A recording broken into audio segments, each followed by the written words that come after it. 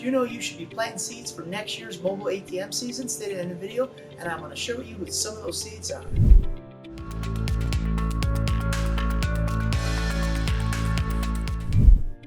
Hi, I'm Phil from PDQ Merchant Enterprises and the ATM Mastermind group page, and we help hundreds of aspiring ATM business owners go from 0 ATMs to ATM Business Pro in as little as 30 days. Always remember, here at PDQ Merchant Enterprises and the ATM Mastermind group page, we buy your freedom back one transaction at a time. Without further ado, the top 5 things you should be doing this season to plant seeds for next mobile ATM season. Alright, so one of the things in the ATM business is you always got to plant seeds. What we do is we plant seeds, we put a little water on it, and then the seeds grow, and then there comes harvest, and we would make money during harvest season. But it all starts from planting seeds. You got to look where to plant, you got to cultivate the soil, you got to put some water on it, and then let it grow. It's just like farming, that's exactly what we're doing in the ATM business. So what does that mean here? Break it down for me, Phil. I don't know what you're talking about. I thought you were talking about the ATM business, talking about farming. Help me out. Alright, so one of the things that I do is I also go around and I look at mobile events and I check out who's in there, how much is the surcharge, how many ATMs, things of this nature. So I'm going to show you some of those things that we do during the off times or during the busy time of the mobile ATM season. So point number 1, I visit events, different events, fairs, festivals, carnivals, city festivals, other fairgrounds that I don't have, I visit. What am I doing? I'm checking out how many ATMs are in there.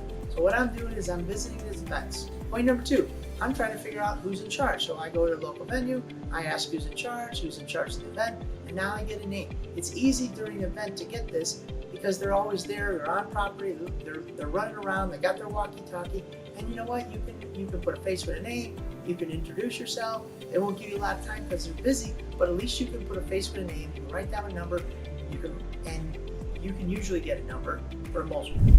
So if you're thinking about starting a profitable ATM business but didn't know where to start, send it in the video and I will show you our checklist on how to start an ATM business the right way, even if you have 0 business experience. In this checklist, I will show you the 5 things you need to start a profitable ATM business so you can earn between $250 and $1,500 of passive income every single month.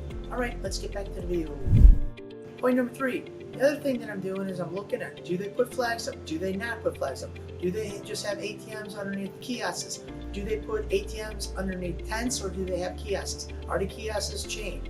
Is there security there that's 24 hours, or is there overnight security? I want to know these things because if I'm going to compete against this person, I'm going to make sure that we're better than what they're doing there. Point number 4, I'm also looking at the ATM. How much is the surcharge currently at the location? So I know if I'm going to compete, do I have room to bump it up and then include that in the revenue split, or do I not? So if they're already at $5, I want to know, well, how much are they already given to the location? Because if you're going to compete, you got to have these answers before you go into the deal of next year. I also want to know how many people are at the event. So when I talk to the people at the gate, how many people are you guys expecting this year? Is attendance up or down compared to where it was? If you go towards the last day of the festival, you can always ask them, hey, was attendance up or down from where it was? You'll know the weather because maybe you knew it rained, or it was too hot, or it was windy, or it was cold.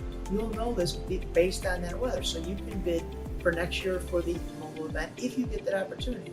Point number 5, and this is the most important one, you want to ask the people at the end of the event, hey, were you happy with this current ATM provider? Did they run out of money? Were the machines broke down? Did they have enough machines on property?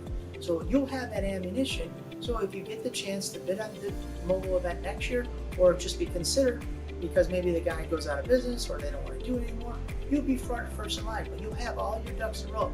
You'll know how much the surcharge is. You'll know how many ATMs there were. You'll know how many people attended the mobile event, and you can make an adequate judgment if you want to do the event and what it will take, so you don't have to have a shot in the dark for next year. You already have the answers this year. So if you're thinking about starting a profitable ATM business, I want to invite you to our free checklist entitled ATM Business Passive Income Checklist, the 5 things you need to know to start a profitable ATM business so you can start earning passive income, make more money, and spend more time with your family. So if you're interested in starting your ATM journey, click the link down below and start your ATM journey today. Again, this is Phil from PDQ Merchant Enterprises and the ATM Mastermind Group, where we buy your freedom back one transaction at a time. Thank you for making us #1 on YouTube, and check out Rumble. We're also on Rumble if you guys ever check this out. So thank you guys very much.